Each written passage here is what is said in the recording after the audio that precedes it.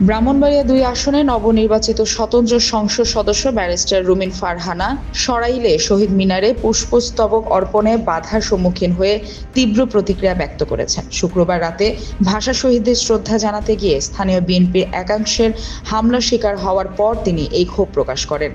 রুমিন ফারহানা অভিযোগ করেন, warrant of Presidency অনুযায়ী নির্বাচিত সংসদ সদস্য হিসেবে ১২টা ১ মিনিটে তারই সবার আগে ফুল দেওয়ার কথা ছিল, কিন্তু বিএনপির কিছু নেতাকর্মীরা তার ও তার সমর্থকদের ওপর রীতিমতো হামলা চালায়। তিনি এই হামলাকে পুরোপুরি পূর্ব পরিকল্পিত এবং ভয়ঙ্কর হিংস্রতা হিসেবে অভিহিত করেন। তিনি দাবি করেন, নির্বাচনে পরাজিত হওয়ার কষ্ট থেকে এবং কোটি কোটি টাকার লেনদেনে ব্যর্থ হয়ে গুন্ডা প্রকৃতির লোকেরা এই তাণ্ডব চালিয়েছে।